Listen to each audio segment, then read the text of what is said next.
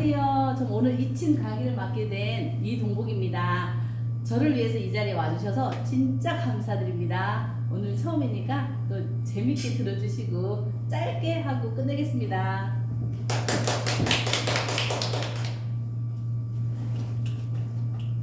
자, 먼저 오늘은 이침의 역사에 대해서 한번 먼저 알아보도록 하겠습니다. 이침의 역사를 보면은 프랑스의 폴로지의 박사에 의해서 시작이 되었어요. 우리가 보면 먼저는 이거 볼까요? 이쯤에 프랑스 폴로지의 박사가 그 아프리카 의료 활동을 갔는데 이 아프리카의 환자들 귀를 보니까 화상 흔적이 있었던 거예요. 왜 화상 흔적이 있냐고 물어보니까 그 마을에서 병을 앓게 되면 귀에다가 불을 지져서 고쳐주는 사람이 있다는 거예요. 그래서 그걸 듣고 귀하고 몸하고 그 무슨 상관관계가 있다는 것을 가지게 돼서 그 귀 부분에 대해서 이제 그 반사작용을 해서 연구를 하게 돼서 시작을 했어요. 연구를 하게 시작하다 보니까 이 귀에 대한 것이 지금 이때만 있었던 게 아니라 중국에서도 이미 중국의 동양의학에서도 동양의학 황제 내경이라는 책에서도 이미 전통적으로 이 귀에 대해서 연구를 하고 치료를 하고 있었다는 걸 알게 됐어요. 그리고 명나라 때는 이열 지도라고 해서 귀의 그 모양을 따가지고 만드는 그런 침점 자리까지 만들게 되었다는 거죠. 그래서 이 폴로지 박사가 쭉 연구를 하고 알아보고 있다가 결국은 언제까지 왔냐면 1990년 세계보건기구 WHO에서 치료법으로 인정까지 받게 됩니다. 이게 그냥 민간요법으로만 된 게 아니라 건강을 지키기에는 참으로 탁월한 것이라고 해서 이것이 이제 결국 WHO에서 이제 치료할 수 있다는 것까지 인정을 받게 되었다는 거예요. 그리고 이것이 그냥 단순한 비만이나 변비로만 끝나는 게 아니라 우리 소화기, 비뇨기, 호흡기 이런 모든 것을 폭넓게 이것으로 부르고 치료를 할 수 있다는 것을 알게 되었다는 겁니다.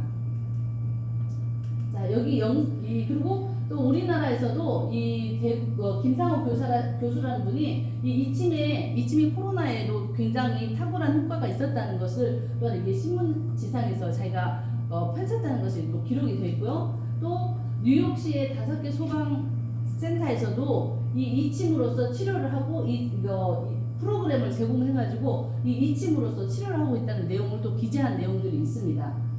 나중에 이제 이 내용들을 좀 더 자세히 살펴보시면 기록이 되어 있고 됐다는 걸 알 수가 있어요. 그래서 이제 이 귀 모양이 이제 아까 이 프랑스 폴로지의 박사가 하는 말처럼 태아가 거꾸로 이렇게 서 있는 모양입니다. 그러니까 엄마 뱃속에 있는 아이가 거꾸로 있는 모양이 바로 귀 모양으로 나타나는 거죠. 그래서 이 귀 모양 전체가 우리 인체의 반사구가 되어 있다는 거예요. 우리가 보면 손도 반사구가 있고 발바닥에도 반사구가 있지 않습니까? 근데 손이나 발은 이 치료를 할 때 이 귀보다는 멀기 때문에 훨씬 전도 속도가 느려요. 근데 귀는 바로 직방으로 효과가 있다는 것을 알 수가 있어요. 자, 그리고 이렇게 보면 거꾸로 서 있는 모양도 있고 여기서 보면 귀 모양이 있지 않습니까? 귀 모양이 있는데 이제 귀가 어떻게 변하는 건지 우리 한번 볼까요? 그 자리를 한번 볼게요. 자, 여기가 머리예요. 사람 머리인데 여기 이 귀 자리 보면 사람 머리에 자리가 있어요. 그리고 자, 그 다음에 여기 사람 머리 뒤통수, 뇌관, 여기 뇌관이라고 하죠. 뇌관도 이 귀 모양 이 자리에 들어가 있습니다. 그리고 또 귀에서 봤을 때 여기가 어깨 라인이거든요. 어깨 라인인데 우리 몸에서도 이 어깨 라인이 이 귀 어깨 라인에 같이 점자리가 있어요. 반사구 자리가. 그리고 여기 가운데 우리 귀에 보면 볼록 튀어나온 이 가운데가 척추 라인이거든요. 척추 라인이 그대로 반사구가 되어 있고요. 그 다음에 이쪽으로 내려가는 이 다리 모양 여기가 다리. 그럼 우리 이 다리죠. 이 다리에 반사구가 이대로 있다는 것이 귀에 그대로 나와 있어요. 이제 이 가운데는 장기들, 우리 내부 장기들이 그대로 들어가 있거든요. 이걸 보고 있으면 우리 귀 모양 자체가 우리 몸 전체가 다 들어있다는 것을 알 수가 있습니다. 그리고 또 이 귀 자체가 그냥 우리가 귀가 이렇게 달려 있어서 듣기만 하라고 되어 있는 귀가 아니라 또 이 귀 자체로도 그 나라의 그 생활하는 환경이나 여러 가지를 또 다르게 되었다는 것을 뉴스에서도 나오고 있거든요.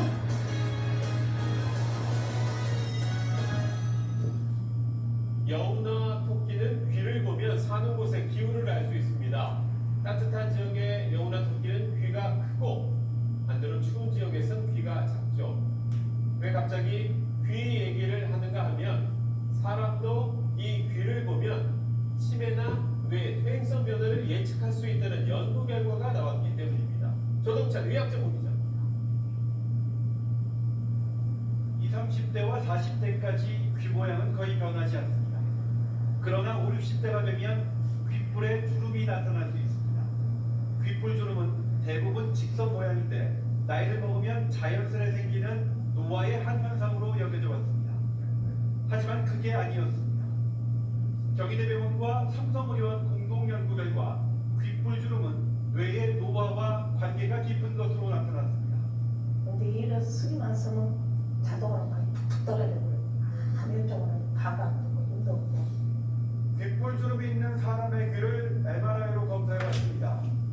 이처럼 미세혈관이 막혀있는 부분들이 하얗게 찍혀 나옵니다. 이 사람의 뇌를 MRI로 찍어봤더니 역시 작은 뇌관들이 막혀서 이렇게 하얗게 변성되어 있습니다. 귓불에 주름이 있으면 뇌가 하얗게 되는 퇴행성 변화 연도가 그렇지 않은 사람보다 무려 7.3배나 더 높은 것으로 나타났습니다. 치매 위험도도 2배 정도 높았습니다.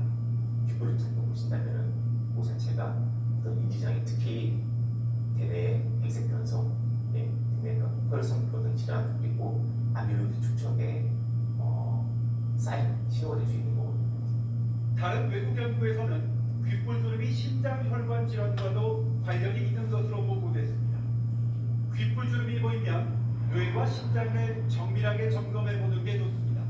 SBS 조동찬입니다.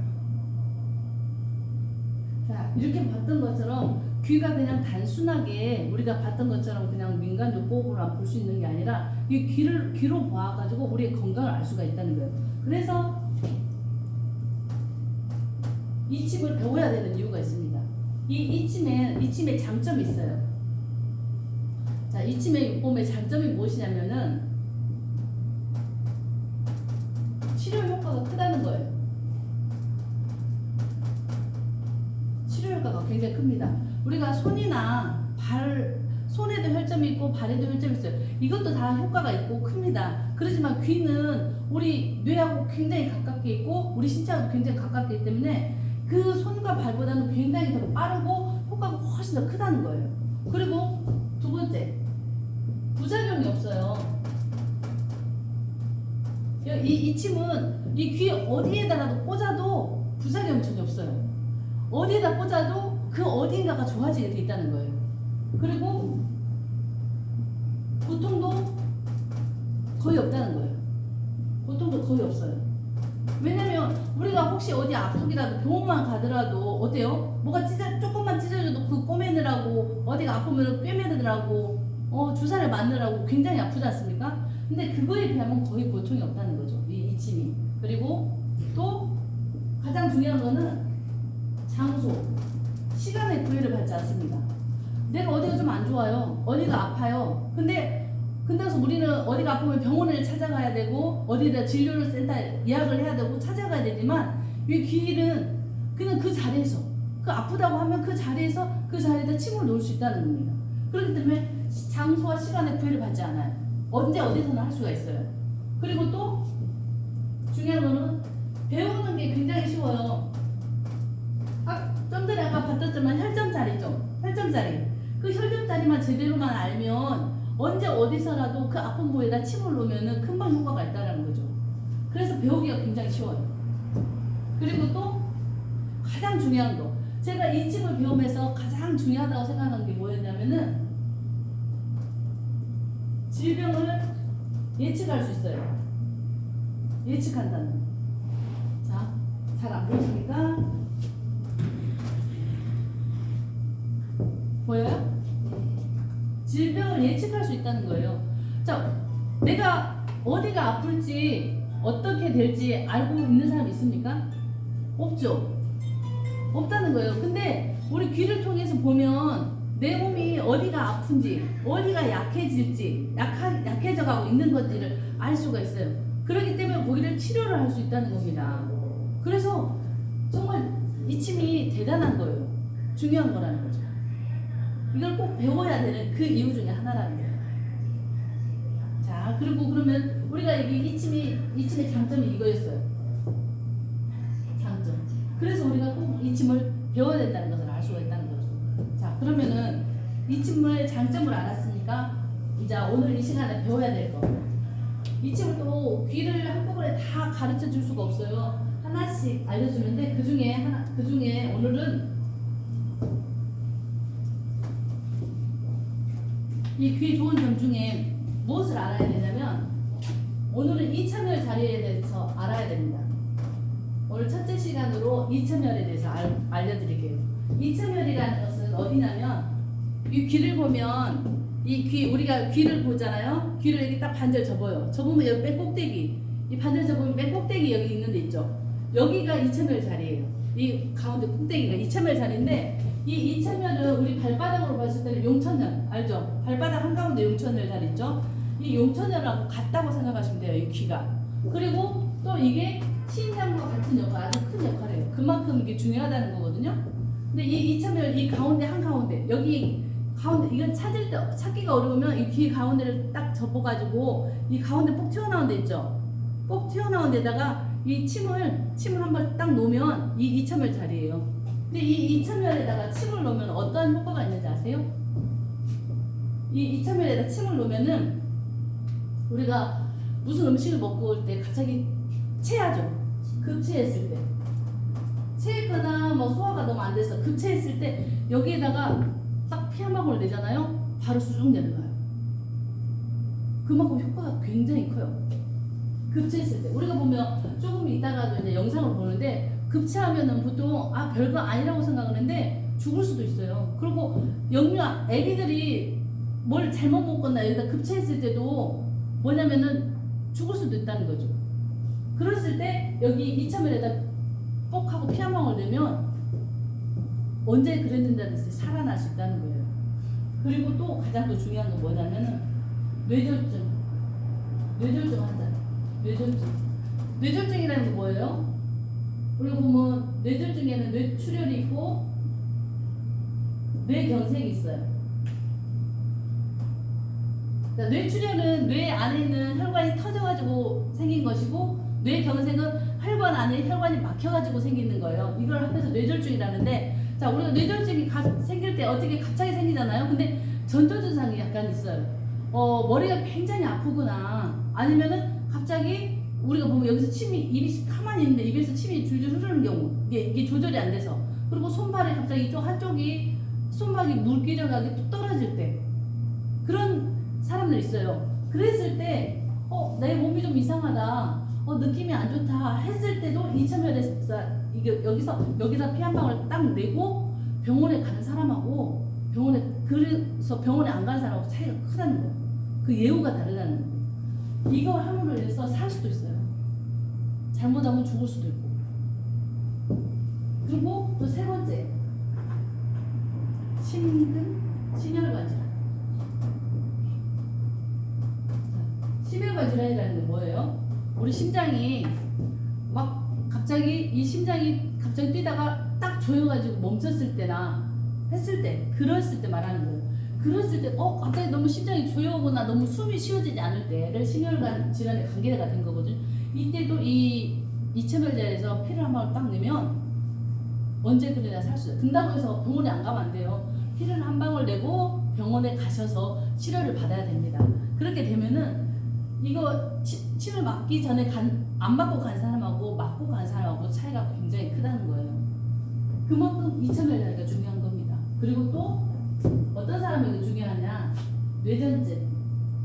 보통 우리가 간질이라고 하잖아요. 간질을 아는 사람들에게도 그때 이참열 자리에다 침을 놓으면은 훨씬 그게 빨리 가라앉고 예후가 좋다는 것을 우리가 알 수가 있어요. 그리고 또한 요즘 같은데 고열, 감기로 생기는 고열이나 무슨 뭘 먹었을 때 생기는 고열 있죠. 막 열이 많이 나요. 꼭 그 해열제를 먹어도 열이 떨어지지 않을 때, 막 갑자기 밤에나든가 응급실에 가야 될 상황인데도 가지 못할 상황도 있지 않습니까? 그럴 때도 이첨열에다 사혈을 하잖아요. 열이 굉장히 많을 때 사혈을 하면 열이 훨씬 빠르게 떨어집니다. 그러고 나서 병원에 가서 치료를 해도 되잖아요. 근데 이것도 이 모든 게 다 골든타임이 있어요. 그죠? 급체도 그렇고 뇌졸중도 그렇고 심혈관도 그렇고 이 고열도 열이 많이 나는 것도 골든타임이 있어요. 어느 시간이 지나면 죽을 수도 있는 병이거든요. 그렇지만 그 전에 병원에 가기 전에 그 골든타임 시간에 이 이첨열에서 피 한 방울 내면 살 수도 있다는 겁니다.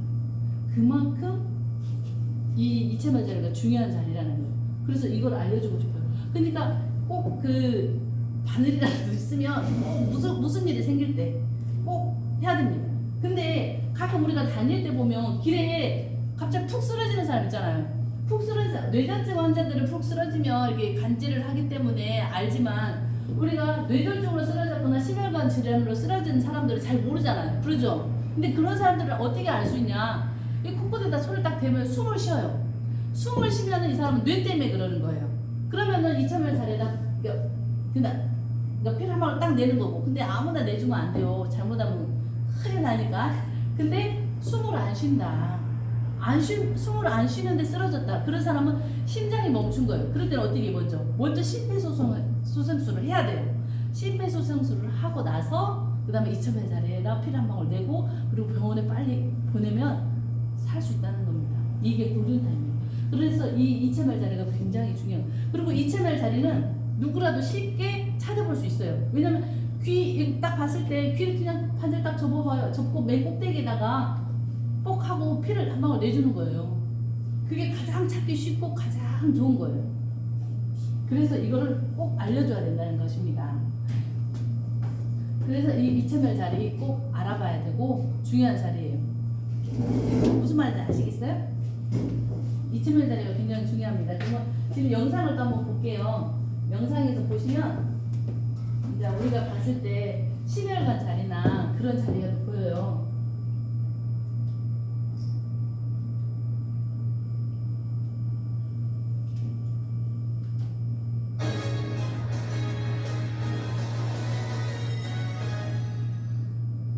여우는 네, 이거 골라두고 네, 이거는 아까 제가 설명을 했던 거죠? 영상을 볼게요. 자, 이것도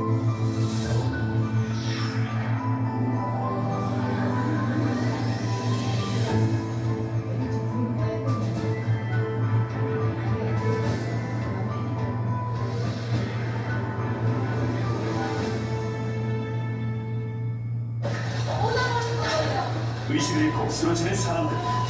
거의 99.9% 끊어져가지고. 부동산 뇌졸중, 심근경색, 혈관이 막히고 있다. 우리 혈관을 막고 있는 혈전, 플라크의 정체. 쉽게 떨어지게 되면은 중증의 중풍이 진짜 와서 회복 불가능한. 막힌 혈관이 보내는 치명적인 이상 신호. 우리 몸의 생명줄, 혈관. 지금 이 소중한 통로가 위험하다.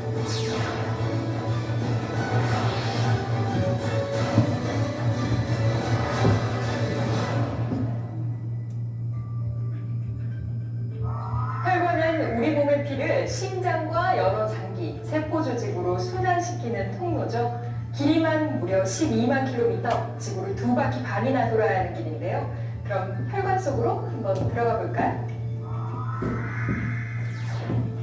심장을 떠난 피는 대동맥과 동맥을 통해서 온몸에 산소와 영양분을 공급하고 동시에 이산화탄소와 노폐물을 교환한 다음에 정맥을 통해 심장으로 돌아옵니다. 그런데 이 시원스럽게 달려야 할 길에 문제가 생기면 큰일입니다.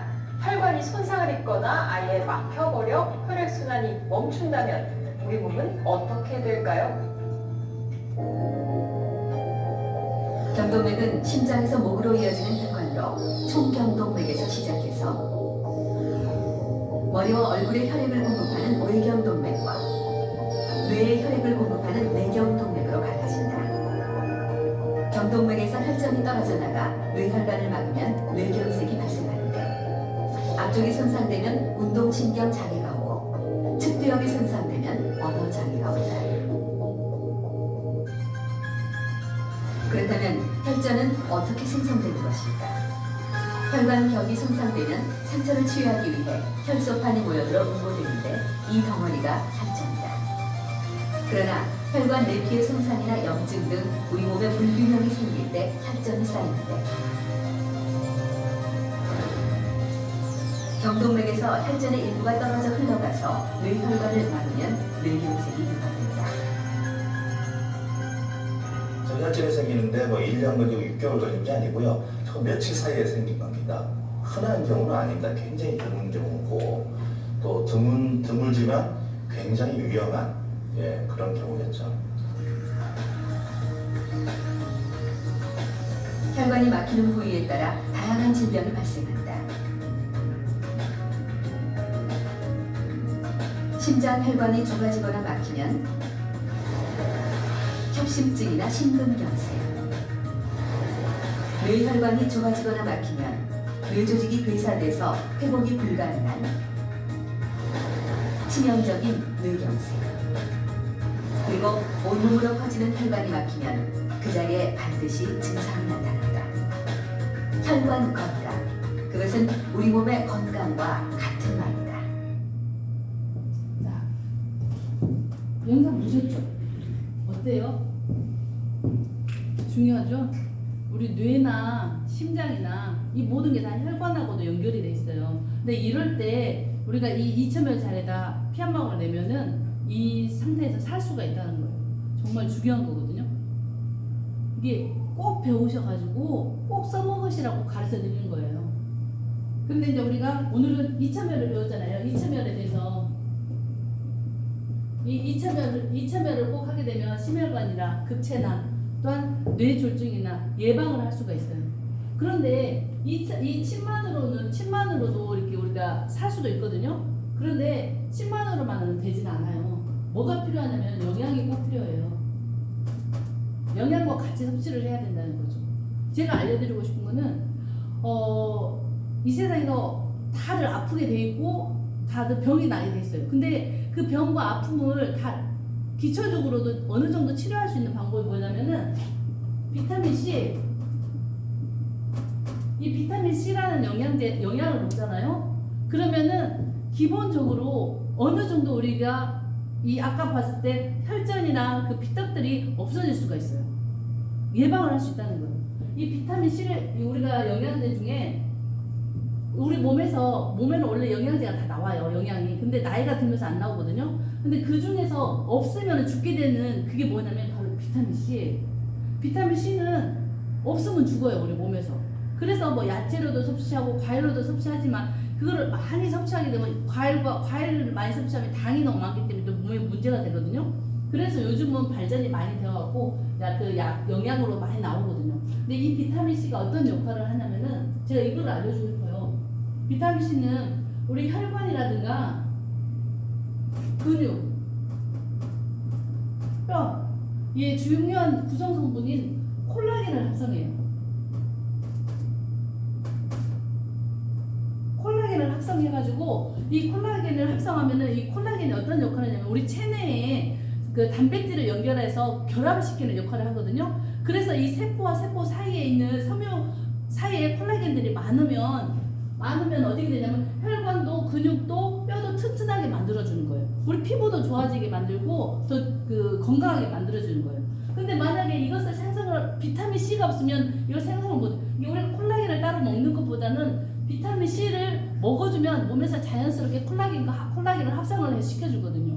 근데 이게 없음으로 인해서 뭐가 생기냐면 괴혈병이라는 병이 생겨서 죽게 돼요. 그 괴혈병이라는 것은 세포와 세포의 섬유 사이에 그 콜라겐이 같이 들어가서 합성해야 되는데 이게 없어서 피하 조직에서 압력을 받아가지고 그게 모세혈관까지 내려와서 압력을 받아주면 이 모세혈관이 찢어져 버려요. 그래서 피가 터져갖고 죽게 되는 병이 괴혈병이거든요. 결국 이 비타민 C가 없어서 그런 병이 생기는 거예요. 근데 비타민 C를 먹게 되면 이 혈관 근육 뼈가 좋게 돼서 콜라겐이 합성되어서 더 튼튼하게 만들어준다는 거예요. 그리고 이 콜라겐이 뭐가 있냐면은 철분을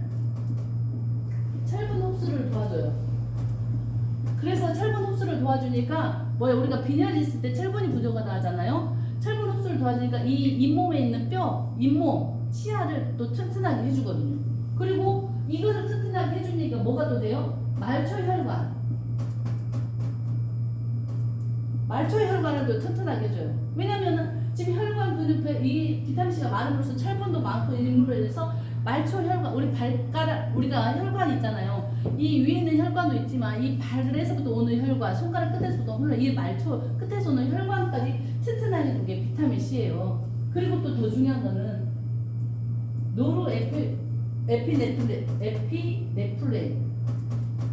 네플린이라는 신경 전달 물질을 얘가 합성을 하거든요. 이게 뭐냐면은 우리 그 노르에피네프린이라는 것은 뇌신경 전달 물질이에요. 얘가 뭐 우리 그 뭐지 감정 조절을 하기 위해서 뇌 기능 감정 조절을 하기 위해서 필요한 뇌의 필수 조건이거든요. 이런 것을 합성하는 호르몬까지 같이 합성하는 거거든요. 정말 중요한 거예요. 이런 합성 물질이 있어야지만 우리가 뇌도 건강할 수 있고 또한 이 혈관도 튼튼하게 할 수 있거든요. 그리고 또 중요한 거는 이 비타민C가 항산화 효과를 내요. 항산화 효과가 있기 때문에 우리 몸에 있는 염증들을 얘가 제거를 해줘요. 제거를 해주기 때문에 어떻게 돼요? 우리 몸에 암도 뭐가 생겨요? 암도 염증 때문에 암이 생기는 거예요. 근데 이 비타민C가 다니면서 그런 염증들을 제거를 해주기 때문에 어떻게 돼요? 결국은 암도 생기지 않고 건강하게 보낼 수가 있다는 거예요. 그런데 사람들은 잘 몰라요. 이렇게 중요한 것을 이걸 먹음으로 인해서 내가 정말 큰 병원에도 안 가고 큰 병이 없이 이게 살 수 있다는 것을 잘 모른다는 거예요. 그래서 제가 이 이침도 가르쳐 주고 싶지만 이 비타민C도 꼭 이 영양도 꼭 섭취를 해서 건강해지기를 바라는 마음이거든요. 우리가 아까도 심혈관 질환이 있었잖아요. 그렇죠? 심혈관 질환, 뇌경색 다 뭐 때문에 그래요? 혈액이 문제가 돼서 그래요. 동맥경화, 혈전들이 생긴 거 그것을 이 비타민C가 없애줘요. 근데 우리가 보통 생각할 때 뭐 2mg 쬐금을 먹는 게 아니에요. 보통 기본으로 6g 정도. 6g도 아침, 점심, 저녁으로 해서 따져갖고 그 양을 조금씩 더 먹어줘야지 일반보다 좀 많이씩 먹어줘야지 이게 몸에서 흡수를 해가지고 각 몸에 다니면서 얘가 치료를 하게 돼요. 그리고 이 비타민C라는 것은 정말 대단한 게 어떤 거냐면 우리 몸에 그 끝까지 남아갖고 그 몸에 있는 모든 염증을 다 제거하고 남아서 소변으로 빠져나가면은 이 소변에 있는 요도까지도 얘가 항산화 형성해서 요도염도 걸리지 않고 질염도 걸리지 않고 건강하게 살 수가 있다는 거예요. 그 대신 너무 양이 적게 먹으면 이게 우리 몸에서 양이 적게 먹으면 비타민C가 우리 몸에 있는 염증을 치료할 수 있겠어요? 치료할 수 없어요. 어느 정도의 양을 이게 보통 우리가 생각할 때 보면은 의료계에서는 이걸 별로 인정하진 않아요. 그렇지만 비의료계 요즘은 암 치료도 수술만 한다고 해서 끝나는 게 아니거든요. 수술만 해서 다 낫진 않아요. 이 병원에서 수술만 해서 당신은 낫습니다. 낫지 않고 당신은 이미 끝났습니다. 죽는다는 사람도 이 비의료계 영양요법으로 해서 낫는 사람이 되게 많습니다. 그래서 요즘은 과학자들도 요즘 이 비타민C 연구하시는 과학자들이 많잖아요. 예전하고 되게 많습니다. 우리나라에서는 이황재 그 박사도 연구를 많이 하고 있고 또 염상환 박사도 많이 연구를 하고 있고 다 알려주고 있거든요. 근데 제가 들어보고 배워본 바로는 이 비타민C를 꾸준히 복용한 사람들은 정말 큰 병 걸리지 않고도 나설 수 있는 방법이에요. 그러고 나서 또 이천물 이게 우리 이침도 배우면서 같이 병합을 하다 보면 정말 아프지 않고 건강하게 살 수 있다는 것을 알려주고 싶습니다. 그러니까 우리가 꼭 시간 되시면 무엇보다도 이런 조금씩 이침물도 배우면서 섭취를 해가면서 또 알아봤으면 진짜 좋겠습니다. 그래서 꼭 비타민C 꼭 챙겨 드셨으면 좋겠어요. 이 비타민C를 드시면 당뇨도 안 걸리고 또 걸리기도 하겠지만 어느 정도 근사치는 있겠지만 그래도 훨씬 내 몸을 살릴 수 있는 방법이라는 것입니다. 자, 오늘은 제가 준비한 것이 여기까지입니다. 한 1시간 넘게 할 줄 알았더니 30분밖에 안 됐네요. 아무리 말을 많이 해서 10분이 안 넘어갑니다.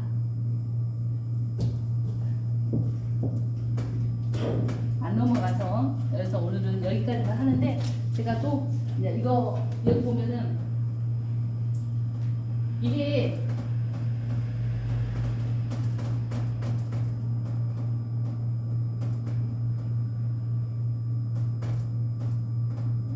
지식이라는 한자예요. 제가 어떤 책을 봤는데 이 지식이라는 한자인데, 이 지식이란 뜻이 뭐냐면 우리가 지식을 머리에 쌓는다고 생각을 하잖아요. 근데 이제 이게 보면 붓을 보면 이게 차륵시예요. 그리고 차륵시에 말씀원이 붙으면은 이게 안다, 알다라는 뜻으로 나가거든요. 그리고 내가 무언가를 알았어요. 무언가를 알았으면 어떻게 되면 이거는 또 화살시예요. 화살처럼 입에서 나가야 된다. 화살처럼 내가 안 것을 입에서 나가야지만이 이게 비로소 지식이 된답니다. 그렇기 때문에 제가 배운 이 이침과 또한 이거 비타민이란 영양 같은 것도 알기 때문에 제 입에서 나감으로 인해서 제 몸에 또 쌓이겠죠? 그래서 지식을 쌓는 거예요. 그래서 오늘 이 시간 여러분께 너무 정말 감사드립니다. 제 강의도 들어주셔서 감사하고, 다음에는 또 더 많이 준비해서 또 길게 해드릴게요. 오늘 감사합니다. 수고하셨습니다. 네. 이해는 가셨어요?